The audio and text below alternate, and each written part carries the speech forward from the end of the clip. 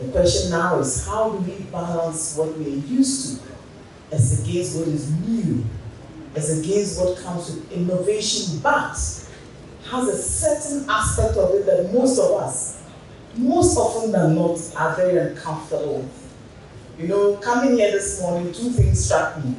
That the first thing is, yes, I'm coming to support my friend and brother Nene. The second thing probably is that now you are opening yourself to bloggers at every turn. And I think that is where the challenge is. How do we focus on the content that matters? How do we focus on the content that is respectable, that does not cross the line, that does not overreach itself? How do we actually create content that is actually innovative, supports a cause, supports something very important to society, that is impactful in many ways? You know, yes, it's great that people want to show off on all the nice things, etc. But imagine that as a digital media person, that you focus on a cause, something in particular. Yesterday, we, for example, we traveled to areas in the Volta region where you find that tidal waves are literally damaging all sorts of settlements and communities, fish farms, farming, rice farms, you name it. And you find that the whole community is actually bordered on the north, south, east, and west by the sea. Yeah. And in the course of that conversation, you find that even the estuary meets very close to the sea. And yet you know that this is a lake coming through, but unfortunately, instead of coming through into the sea, it meets in the middle and creates this estuary. So the people around there generally have no protection whatsoever. Oh, I see my brother. I haven't seen in a very long time. How are you? Good to see you. And then you find out that these are conversations that nobody's really interested in. So yes, when the big man or woman visits the site, you find everybody coming to take very short, interesting videos. The question is, what do you do with the videos after you put them out? How do you create conversations? How do you advocate for causes that matter? You know, for you young people, there's a lady I've seen recently who talks about transportation. Maybe it's a cause of the area that is actually of interest to me. I see the ideas that she actually puts out there about what to do with our water bodies, what to do with some of these large gutters and all of that. I find it interesting. And I see those who pick up, for example, the State of the Nation address and pick up things from there that affect communities where they operate in. You know, we have all sorts of legislations. There's the Cyber Security Act now. There's the Data Protection Act, which actually enjoins us not to misuse or abuse material that involves other people without their consent. And most of you, I know, for example, do not seek consent. I think a few weeks ago, I was talking to a few students of mine, and I spoke about how someone had taken a photograph of me. I didn't even know the person.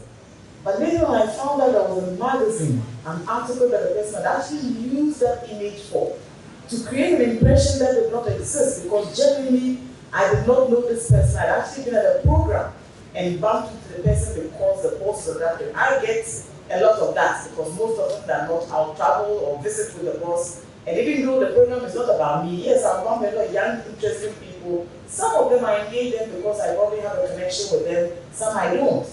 But there's always this risk of someone trying to benefit in one way or the other from an image like that without recourse to you. And you see, this is where there's a whole conflict between the politician and the content creator. So when they abuse this relationship, you only have one option, that you form, you put out a formal complaint, and then you know what happens. Then people call you intolerant, people call you, and that you are trying to gag people and all of that. But people have privacy. And I think that is where the conversation ought to go. When we talk about ethics of the digital media, this is about the privacy of the people that you want to have in your videos, in your content. It's about the conversations that people are having that they don't expect to be video or recorded. It's about the places that people are visiting. Like, for example, you see a group of people at a table, maybe they're eating and having a conversation. They don't even know that you are taking this content. Next thing they know, it's gone viral, it's all over the place. And you see, it affects many lives. it creates a wrong impressions. There are comments that sometimes people don't even want to be taped or videoed, and then you find that you guys have them. I find that it is those things that actually excite this community of the digital media. That is for the negative aspects. But then there's a positive side. That's one we can't lose sight of, where you actually provide information in real time. You know, I realized an interesting conversation a few months ago about giving credit. So in the past, you would see lovely photographs on social media. People just take them and use them without giving credit. Suddenly there was a whole debate about when you can't take a photograph, at least when you use it, give credit where it's due. And I realized that in recent times you'll find that people pick up these photographs, yes, and they give credit to the photographer. They are also plying their trade.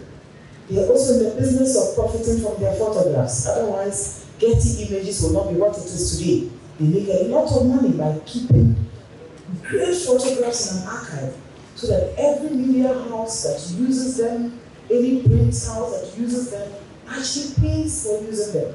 And woe betide you if you do not indicate clearly that this is an image you count from one of these places. So we can create content, yes, but we must also remember to regulate ourselves. I think that maybe the government has not created that environment where there's a regulation.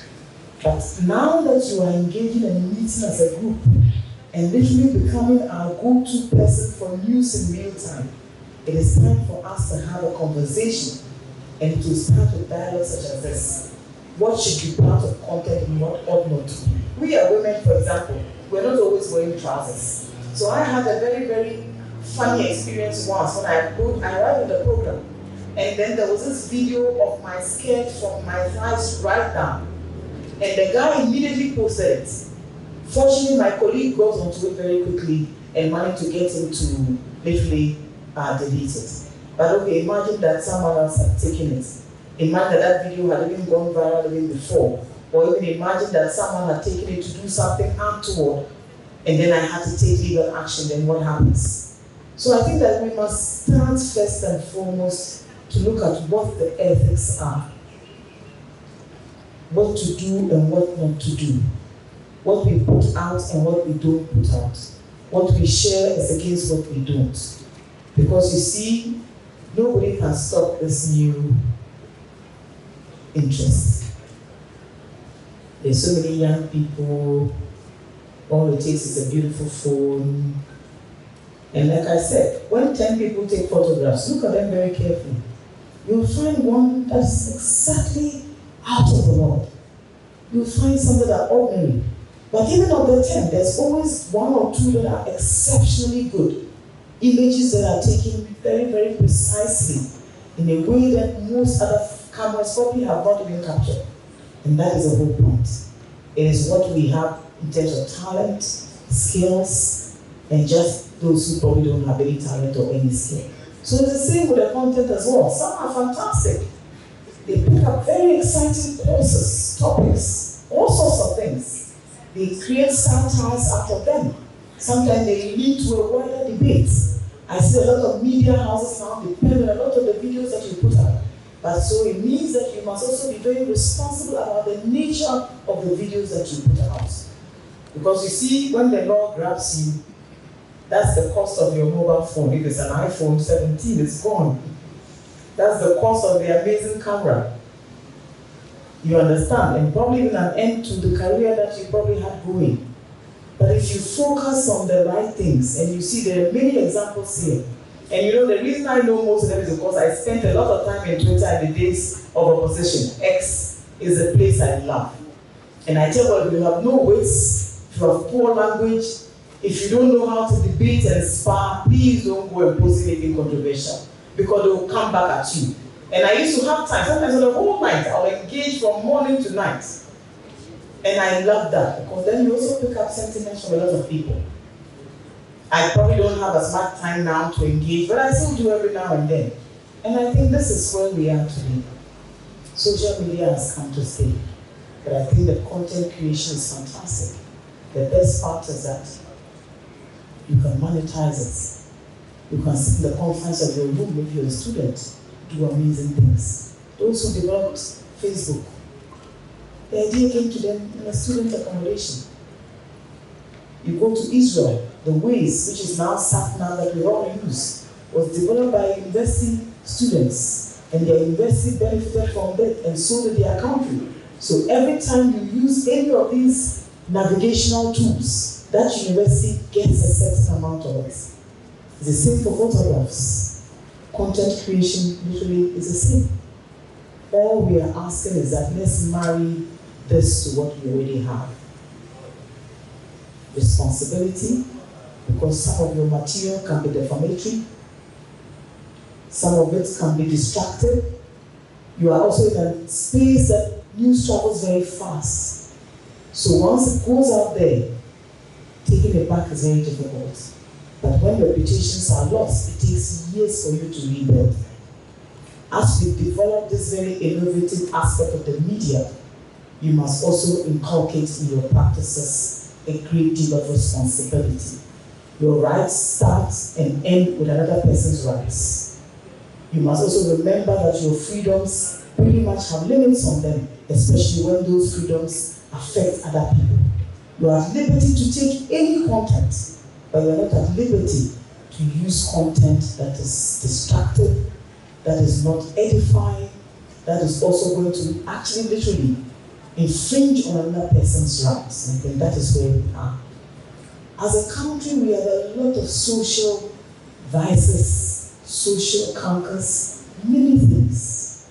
Beyond the law, beyond legalities, you can't start to focus on other areas that people are interested in. There's a recent video that came up of some kids who were actually trying to cross in a very difficult environment where you had a lot of, a very huge gutter. They were on a tree stump. It actually led to a very quick response. And the minister went there immediately and they put a bridge over it. That is fantastic. If you pick up on such nuances, you help a certain social gap and you bridge that gap. If you take up the girl child and empowerment, for example, there's so much content. Many communities, there's still FGM, there's still people with HIV spreading to all the wrong people, there's conversations that people probably have never had, but that is where you come in. Tourism is another thing. We need a lot of that. I mean, I remember it took I Show Speed to come here and make a big deal out of Hamama's business. She had been on Instagram forever. Nobody was paying attention. That video of him getting that massage has led to so many visits to the Shinibata museum. And weirdly enough, a few days ago, I think I was in a whole street. When I looked up and I saw the building, I thought, oh, a cute building. You understand? You can help people like that promote their businesses. That is also very important. Pick up on all the non-traditional exports. Last year, yam was the biggest non-traditional export from Ghana. How many of us have tried to do a story on that humble vegetable? Yam, potato, name it. Tomatoes are tropical now. That's another subject matter. So there's so many things you can visit. How we dress up, how we appear for lectures, for school, for functions. There's just so much you can do out there. So I'll just say one thing, as someone who served a man who believes in freedoms, and I always remember that every time there was context that was, unethical and affected his image one way or the other, or affected his credibility one way or the other, the lawyer and me would be very quick to go and ask us to go to court. And say, I hesitate to go to court. I hesitate because sometimes it creates this impression that you are very intolerant, that you don't like divergent views, or that you are stifling liberties or people's freedoms. And so he wouldn't. I had a conversation with President Kufuor and he expressed a similar sentiment. I had a similar conversation with former President Kufuor and he expressed a similar view. And I find that President Mahama seems to share this view with all these other leaders that we have, that there's a strong reluctance, unless forced so to do, to seek legal redress in such circumstances, largely because in as much as they want us our freedoms, we must also learn to respect their privacy. And I'll leave you with this. Whatever you do, however you do it, try as much as possible to apply some personal ethics first. Secondly, ask yourself, is it right? Is it acceptable? Will this be something that actually helps the other cause or the other individual? If it is not, then please don't put it out. Because you see, once it's out there, social media has a long memory. And you can see lately there's so many videos flying around. Because each time there's a debate, the first thing is what? You need evidence. And the evidence now is captured in all sorts of digital footage across the length and breadth of our country. It is so easy. So whatever you do well to put out all the information that one, you have verified, two, that you have the consent, three, that it is right so to do, and four, that it is something that is not going to infringe on the rights, on the freedoms of another person. I'm sure that as we go along very soon, there will be a lot of heavy-handedness, and I believe that the Honorable Minister of Communications has spoken largely about your activities and wanting to find ways to clamp down. Look, disinformation and misinformation are always calculated to distort the facts. Whether we like it or not, that's fact.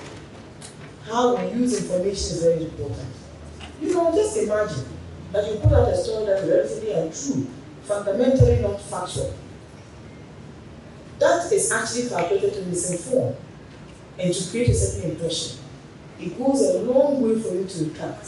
No matter how many apologies you make, that fact will always be out there. And you always have that school of thought that believes that this story probably is true. So if it is not true, if it is not sincere, if it's not factual, don't put it out. And find out, question. These days, I like the fact that many of our institutions have communications outfits, and they work with most of you, because I see that most of the official functions now, you have accreditation, you are free to attend. When they give you a place to stay in, please stay there. Look, we go for all these multi-international programs. The media always have a designated space. We don't cross the line. So, for example, those of you who like footages from people's cars, I personally don't like that much. Because half the time you're trying to organize yourself, your thoughts, before you even get out of the car. So the thought that someone is actually waiting to take videos in those moments is something that you are probably not prepared for. We are also a bit older than you are, so it will take a while for us to adapt to this new way of life. But yes, there are colleagues of us who love that.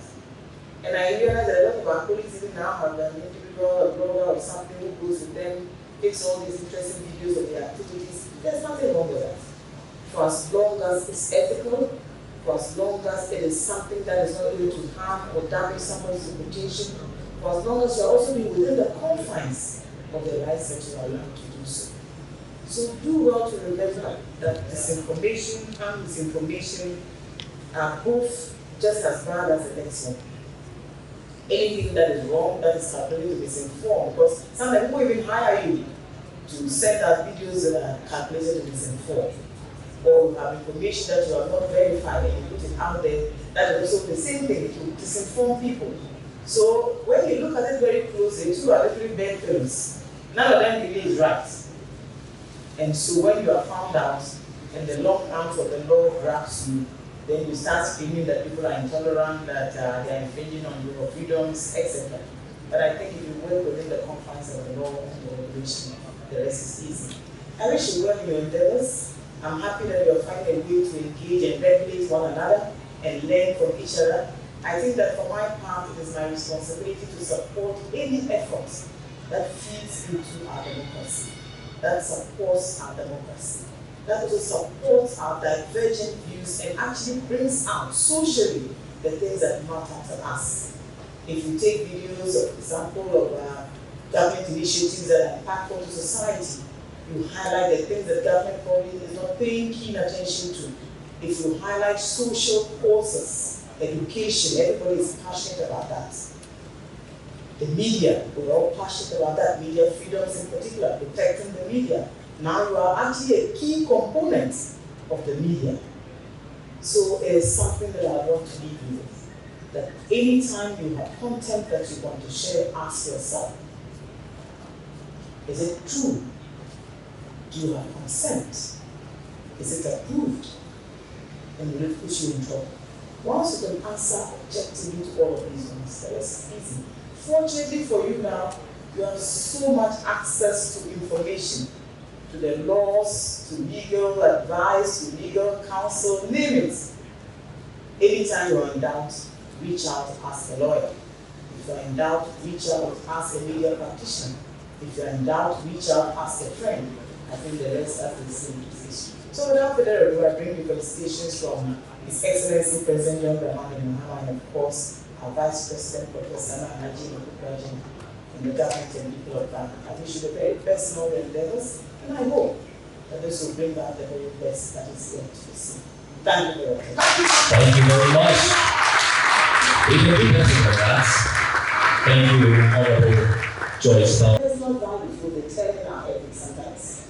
If you have a certain sense of value, look whether you are literate or illiterate, you also have a certain sense of what the things you believe in, the things you think are right, the things you think are wrong. So when it comes to these, I think there can be no blueprint, but there's a basic concept.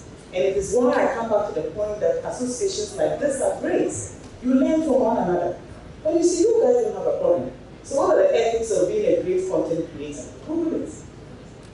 You'll be surprised at things you'll find. I love to write a lot. These days, I found that interesting too.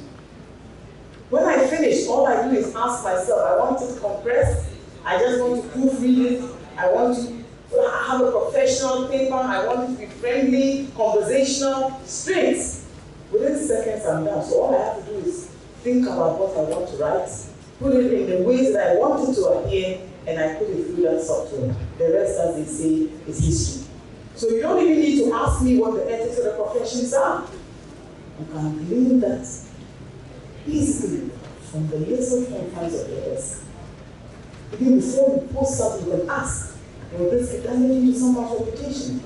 If I don't have consent, can I post this? I think the best thing for new content creators is to know what to put out and what not to put out. Because the minute it goes out there, like for example, there was an interesting case in court, and this came under data protection, where a lady and a gentleman were going through a divorce, and he put out videos of her, some very, classified videos that he had shared at some point.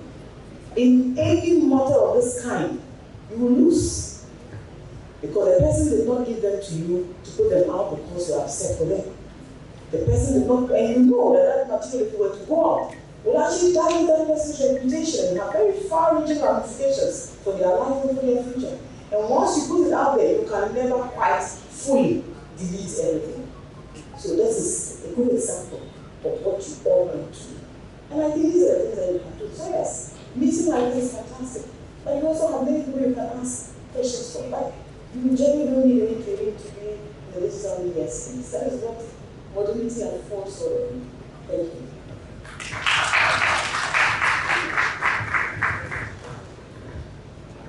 Let's have our next question. And please just keep it brief, okay? Thank you. Please, my name is Bright, a friend of Nene. My question is, the issue is that when it comes to our type of communication, everybody is very careful. Like I said, imagine you're walking with the boss and you pass a very innocuous comments. The cameras are very sharp, the sound is excellent. Not like my phone that is totally damaged now, so the sound doesn't even work. Yours are not like mine, exactly. Excellent, then you have it here.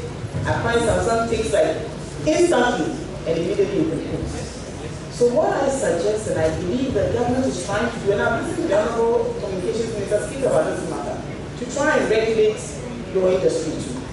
But as I said, self-regulation is actually your best bet for now.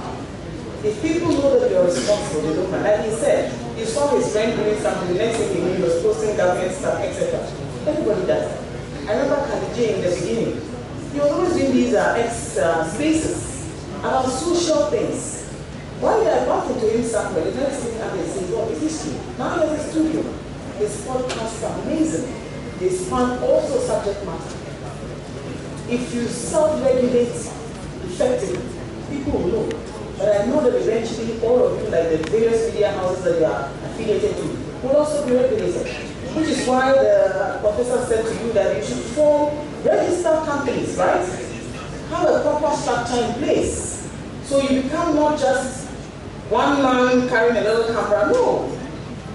you become a world institution. You are branding yourself. Like I said, 1957, he didn't say 1957 blogger, no. Or vlogger, no. 1957 news. That is beautiful branding. So don't be surprised that very soon you see CNN referencing a story and giving credit to 1957 news, like they do to all the other media houses. Thank you very much. On to the next set of questions. I'd like to take two because of time. However,